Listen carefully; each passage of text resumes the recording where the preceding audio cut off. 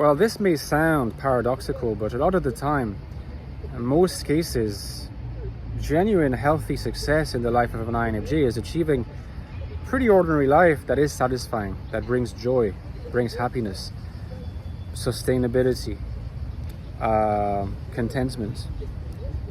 I say it's paradoxical because INFJs are often portrayed as people who are singular, people who are unique.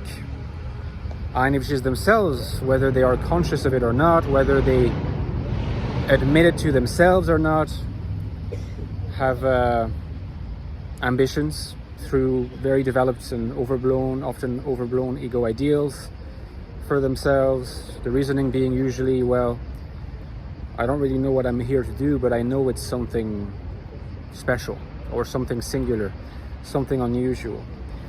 And that's alienation speaking. It's an attempt at coping with alienation, but it's not the right way to cope with alienation.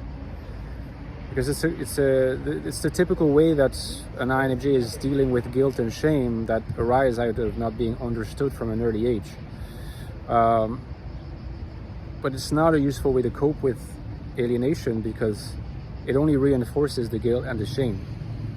Because the ego is always comparing itself to the ego ideal, and what the ego ideal is personifying, and the ego can only witness, usually with powerlessness, a sense of being helpless,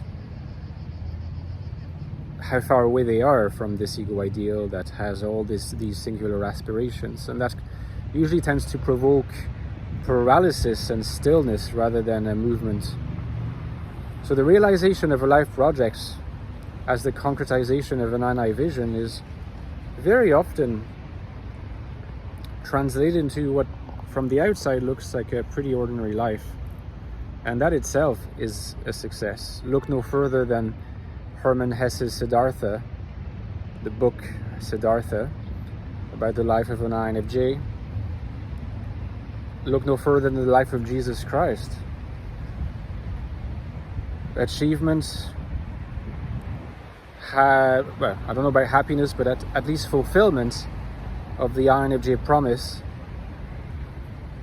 is seen in simplicity and in the ability to find joy in simplicity. Because for an INFJ, simplicity is not to be taken for granted. Because the sacred wound of alienation is the first rift between the INFJ and the possibility of leading a normal life. INFJs are unusual enough with alienation. There's no real need to look for more of that through the ego ideal. The real ideal to strive for is the transcendence of the severance of alienation, which is located in the achievement of simplicity. Not just of simplicity as a facade, but simplicity as something that is truly treasured, enjoyed, sustainable, and lived through fully. You know, the simple joys of life is something that really ought to resonate in the life of INFJs. Give me a like if you enjoyed this video, guys, and don't forget that speaking of INFJ life in our difficult modern world, my latest book on the INFJ, The Infinite Soul, is just about that. First link below to the book. And there's also my first book on the INFJ, The Ecstatic Soul, which is about the INFJ mind, the deepest look into the INFJ mind you'll find online. It's also linked below, and don't forget, guys, I depend on you for your, with your kind donations to my channel. I could not do it without you. Please consider supporting me on Patreon below. You get cool perks like access to our Discord server and bonus video content every 2-3 weeks. Thank you, guys. See you soon.